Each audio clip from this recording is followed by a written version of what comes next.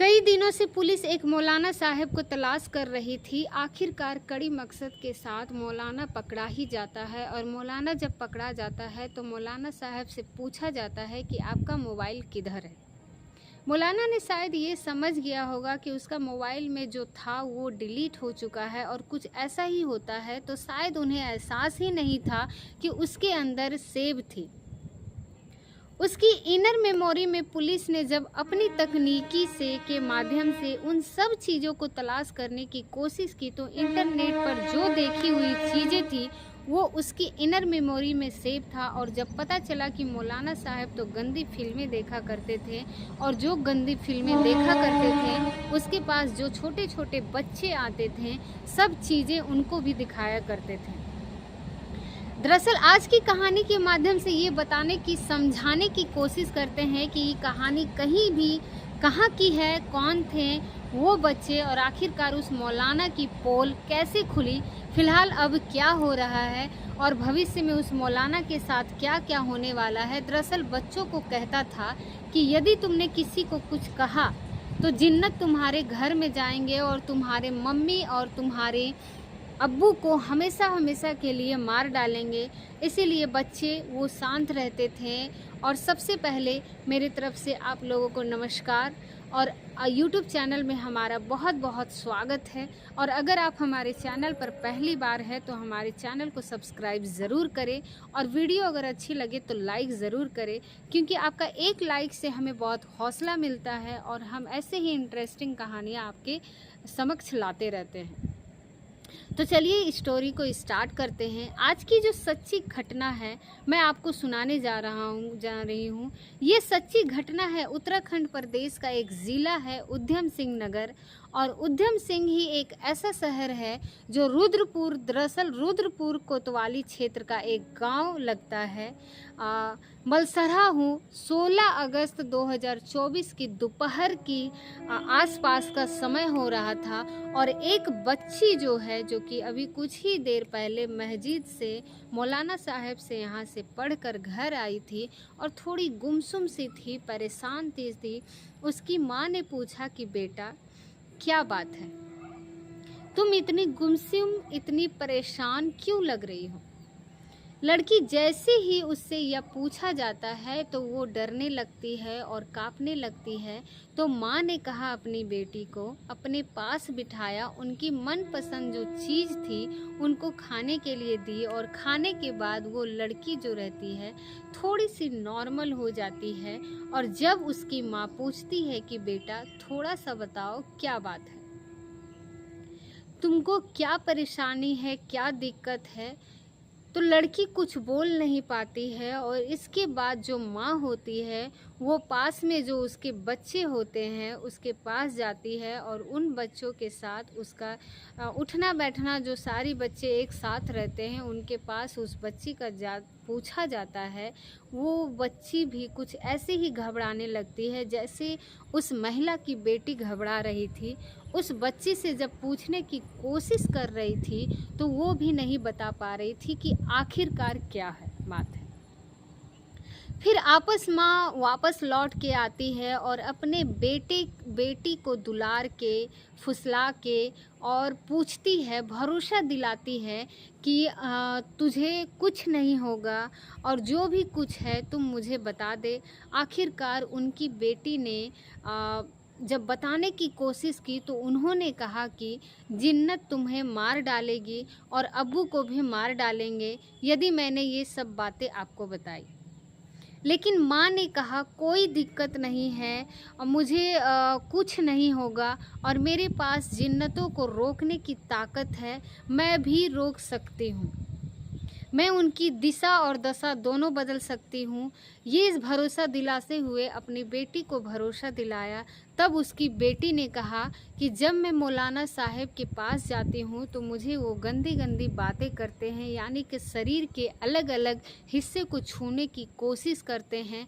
और जैसे ही वो 6 साल की जो बच्ची थी अपने ही मौलाना की ये कहानी सुनाई माँ के, तो माँ के पैरों तले ज़मीन खिसक जाती है और सोचने पर मजबूर हो जाती है और गुस्से से तमतमा जाती है और मौलाना साहब के पास जाती है और जाने के बाद उससे कुछ बुरा भला जब कहती है तो मौका पाते ही मौलाना वहाँ से भाग जाते हैं।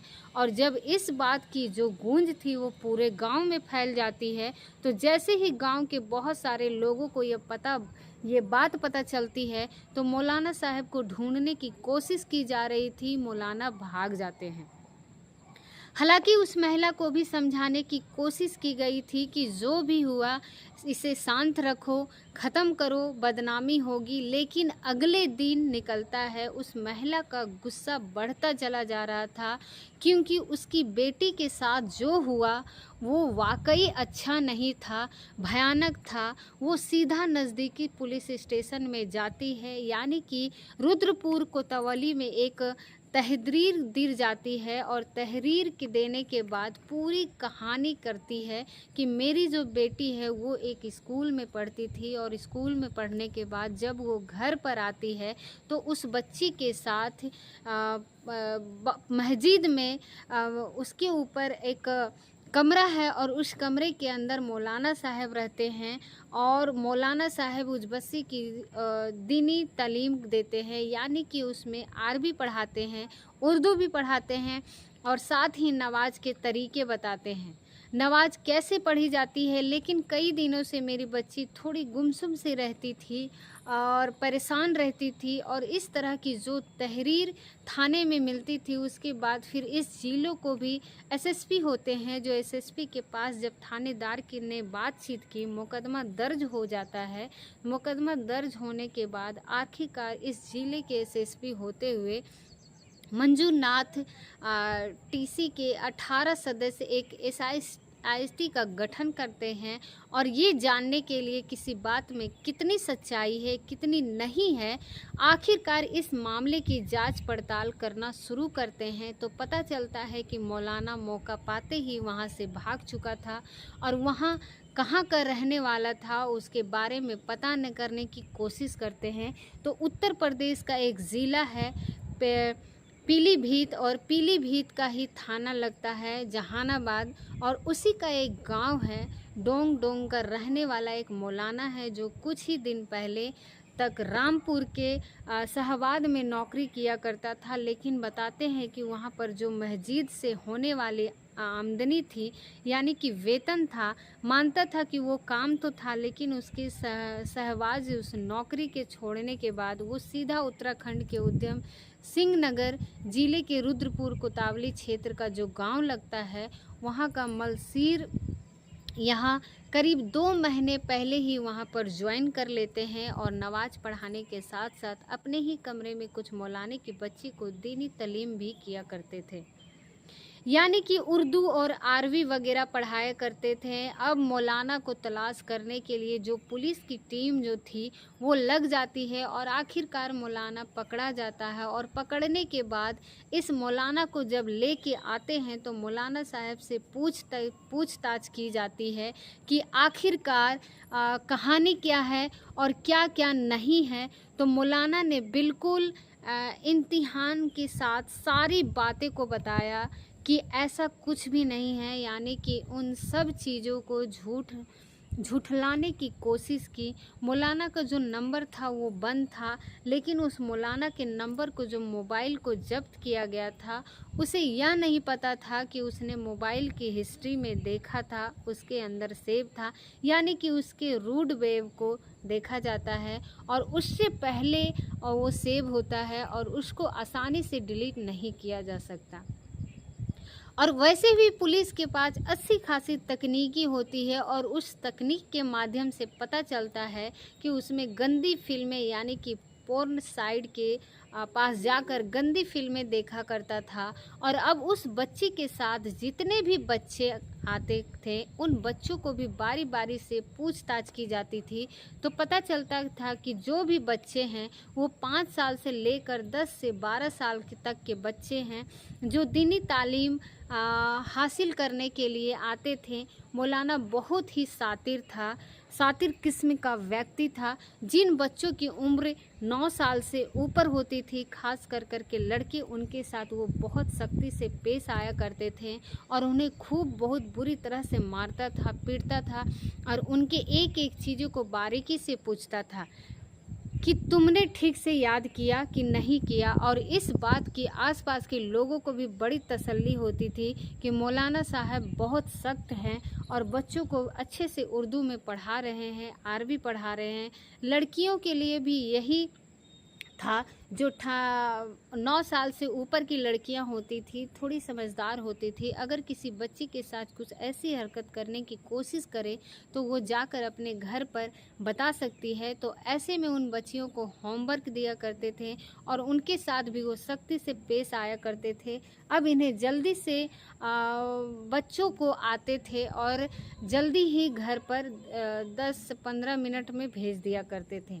लेकिन जो बच्चियां 5 से 8 साल के हुआ करते थे, उन बच्चियों को भी अपने पास रखा करते थे और उसे बड़े प्यार से, बड़े अच्छे से बातें करना, साथ ही उन्हें ऐसी वाले कमरे में ले जाना, बारी बारी से उन लड़कियों को एडल्ट फिल्में, गंदी फिल्में, पोर्न वीडियो इस तरह से दिखाया करते थे जो कि उस वीडियो के अंदर होता था। कुछ कुछ वैसे ही हरकत करने की कोशिश करता था। पुलिस की जांच में आया कि वो अकेली बच्ची नहीं थी, बल्कि 5 लड़कियां के साथ लगभग 1.5-2 महीने से ये सब ऐसा ही चल रहा था। और जब बच्चियों से यह कहा गया कि अगर किसी ने भी घर पर जाकर ये सब बताने की कोशिश की तो तुम्हारे साथ क्या होगा, जो मेरे पास जिन है वो तुम्हारे पास घर जाएंगे और उन जिन्नों को छोड़ देंगे और तुम्हारे घर जाएंगे, तुम्हारी मम्मी और तुम्हारे अब्बू को मार डालेंगे, यानी कि उन्हें बहुत नुकसान पहुंचा सकते थे। छोटी बच्चियों के दिमाग में, दिल में इस तरह का डर बैठ गया था कि वो जिन्नों से डरने लगती है। और यही कारण था कि कई दिनों तक, यानी कि बताते हैं 1.5 महीनों तक वो लगातार शोषण सह रही थी। और उसके साथ जो किस हद तक गया था, पुलिस इसी मामले की जांच पड़ताल में जुटी हुई है। आखिरकार जब ये बात गांव वालों को पता चलते हैं तो उनका एक नहीं बल्कि 5 लड़कियों के साथ इतना घिनौना कृत्य किया था तो गांव वालों को यकीन नहीं हो रहा था। और जिस व्यक्ति के पीछे वो नमाज पढ़ रहे थे, वो शायद नमाज भी कभी कबूल हो पाएगी या नहीं हो पाएगी। लेकिन इस घटना ने पूरे गांव को तोड़ कर रख दिया। हालांकि पुलिस ने जब 18 सदस्य SIT का गठन किया तो उस SIT गठन के माध्यम से उस मौलाना की और जो बैकग्राउंड हिस्ट्री है, जहाँ जहाँ भी वो आज तक रहा है, कहीं ऐसा तो नहीं कि पहले पूर्व में कुछ बच्चियों के साथ, कुछ लड़कियों के साथ उसने ऐसा कोई घिनौना गंदा कृत्य तो नहीं किया। हालांकि पुलिस अभी ठोस नतीजे पर नहीं पहुंची है, लेकिन उसको रिमांड पर लेने के बाद उससे पूछताछ की जाती है। पूछताछ करने के बाद उसको जेल भेजा दिया जाता है और पुलिस इस मामले की जांच पड़ताल में जुटी है। और जैसे ही ये बात अखबार, सोशल मीडिया, अलग अलग माध्यम से जब ये लोगों पे से में फैलते हैं तो लोगों में गुस्सा होने लगता है और ये मामला उत्तराखंड विधानसभा में भी उठाया जाता है और ये पूछा जाता है कि आखिरकार कब तक इस तरह की घटनाएं होती रहेंगी। दोस्तों, इस पूरे घटनाक्रम को सुनाने का उद्देश्य किसी को परेशान करना नहीं, किसी का दिल दुखाना नहीं, बल्कि आपको जागरूक करना है, आपको सचेत करना है। ज़रूरी नहीं है कि आपके बच्चे को मदरसे में ही रखे जाते हैं, ज़रूरी नहीं है कि आप बच्चे को स्कूल जाते हैं। आपके बच्चे आपके घर पर अलावा कहीं भी जाते हैं, घर के किसी सदस्य भी लेके जाते हैं। आपकी नैतिक जिम्मेवारी बनती है कि अपने बच्चे से बातचीत करें, उनके दिलों में बैठकर उनके बात करें, उनसे इतना प्यार से, इतना उनकी जगह बनकर, उनके मन में, उसके दिल के अंदर उनसे ये जानने की आज तुम्हारे साथ पूरे दिन क्या हुआ। ऐसा तो नहीं है कि बच्चे के साथ कुछ गलत हो रहा है और आप गुमसुम हैं और आपको इस बात का एहसास ही नहीं है कि वो लंबे समय से ऐसा झेल होता रहा है। किसको छूने से गलत होता है, यानी कि गुड टच और बैड टच के बारे में अच्छे से जानकारी दें। हालांकि सरकार, जो अलग अलग राज्यों की सरकार हैं, वो स्कूल में, कॉलेजों में इस तरह के प्रोग्राम चलाते रहते हैं कि क्या गुड टच है और क्या बैड टच होता है, ताकि किसी बच्चे के साथ इस तरह की हरकत ना हो। लेकिन यह परिवार के लोगों भी जिम्मेवारी बनती है कि अपने बच्चों से बहुत नज़दीकी जाके उनसे ये बातचीत करें, उनके साथ कुछ गलत तो नहीं हो रहा है। यदि हो रहा है तो उस अपराधी को, उस आरोपी को, वो चाहे भी तो किसी भी किस्म या व्यक्ति को उसे सज़ा दिलाने की कोशिश करे, ताकि भविष्य में किसी बच्चे के साथ ऐसी कोई घटना ना हो। दोस्तों, जाते जाते आप सभी को मेरे वीडियो को वॉच करने के लिए बहुत बहुत धन्यवाद। और आज का जो वीडियो है शायद आपको अच्छी लगी होगी, और अगर अच्छी लगी होगी तो हमारे वीडियो को लाइक ज़रूर करें, और हमारे चैनल पर अगर आप पहली बार हैं तो हमारे चैनल को सब्सक्राइब ज़रूर करें।